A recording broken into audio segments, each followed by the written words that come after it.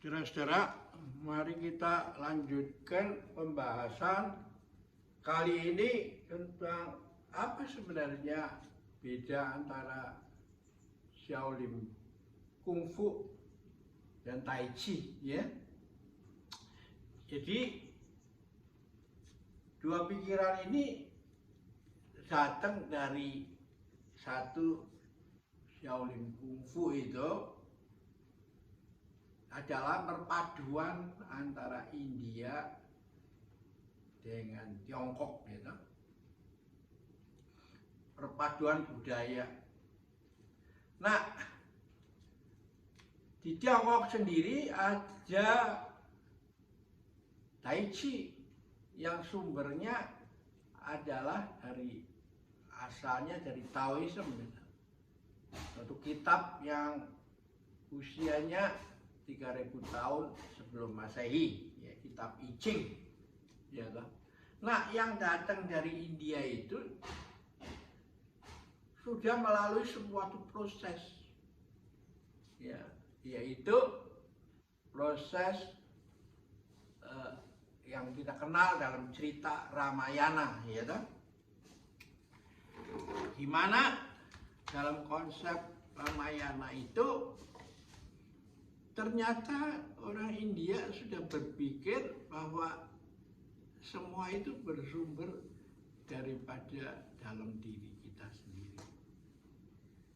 Jadi Rama, Sinta, ya, Kijang Kencana, Dasamuka, dan segala macam pelaku itu bukan sesuatu yang berdiri sendiri, tapi berada di dalam diri kita, ya kan?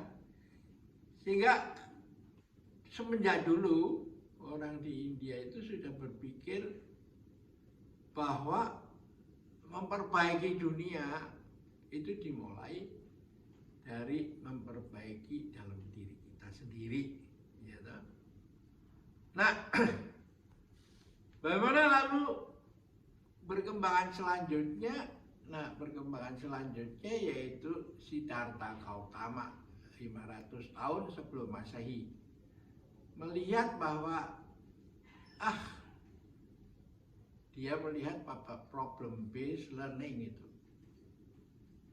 bahwa menjadi tua, sakit, dan mati itu kok menderita. Padahal ada orang keempat yang dia lihat, seorang yang betapa mukanya merah, jenggotnya panjang, matanya bersinar, dikelilingin orang-orang muda yang tanya, "Guru, hidup ini mesti gimana sih tujuan hidup ini?" Ya. Dan melalui jalan itu, jalan praksis itu, Siddhartha Gautama, seorang pangeran, menolak untuk dijadikan raja, penerus kerajaan. Lalu dia mengatakan, ada sesuatu yang lebih penting dalam kehidupan ini, yaitu bahwa karena semua berubah, tidak ada yang tetap itu. Kalau Anda mengatakan itu tetap, itulah awal daripada penderitaan. Karena itu tidak ada self yang juga tetap itu. Semua berubah itu. Nah, keterikatan itu membuat sumber daripada penderitaan. Jadi ada perubahan cara pandang itu, ya. Nah, ini terjadi pada 500 tahun sebelum Masehi.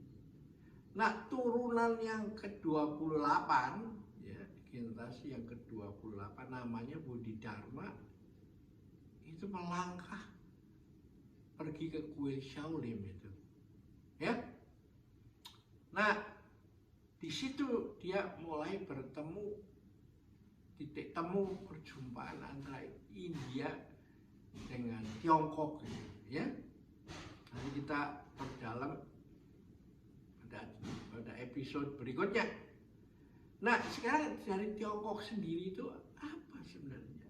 Kita mirip-mirip sama dengan India pada saat masih di dalam pemikiran Ramayana itu, bahwa di dalam diri manusia itu ada unsur kuda yang taat aja ikut perintah kemana-mana. Ada unsur lagi orang yang suka bekerja, nggak banyak tanya lah, ikut aja. Gitu. Itu namanya seceng itu dalam cerita Sun Gokong itu ya, siluman ikan itu ya. Nah ada sifat loba itu, yaitu si Tipakai Supaji itu, yang mempunyai sifat tamak, mau doyan harta, doyan wanita, doyan apa, gitu. Nah lalu ada yang paling itu sentral menjadi manusia itu, ya, yang mempunyai pikiran cerdik, cepat berubah sana sini dan kesakti itu semua, gitu. Mirip dengan manusia yang sekarang ini, yang bisa mengembangkan sampai ke artificial intelligence, sama senjata nuklir, gitu, drone, gitu, dan segala macam. Itu representasi daripada Sun Wukong itu, si manusia monyet itu kan, siluman monyet. Nah, tapi itu semua akhirnya tunduk harus pada pendeta Tang itu, ya. Nah, itu yang mengatur semua yang ada di dalam manusia itu, ya toh?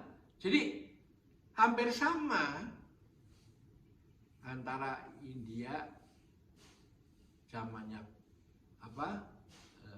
Ramayana maupun di Tiongkok dengan zamannya Sun Wukong, dan juga di Cina itu ada. Bukan hanya India yang proaktif datang ke Tiongkok, Tiongkok pun datang ke India. Karena perjalanan Sun Gokong itu, journey to the west, perjalanan ke barat itu adalah mau mengambil kitab suci yang ada di mana di India itu, lalu dibawa ke Tiongkok dan lalu diterjemahkan ke dalam bahasa Mandarin kan, ya kanji. Nah dari situlah yang menarik ini. Nanti itu bagaimana perkembangan itu ketika sampai ke kungfu, Shaolin kungfu, dan ketika yang tadi ilmu menyehatkan diri itu sampai menghasilkan ilmu seperti Tai Chi gitu ya. Nah itu nanti ada suatu proses yang menarik ya. Kita lanjutkan dalam pertemuan berikutnya ya. Sampai jumpa lagi.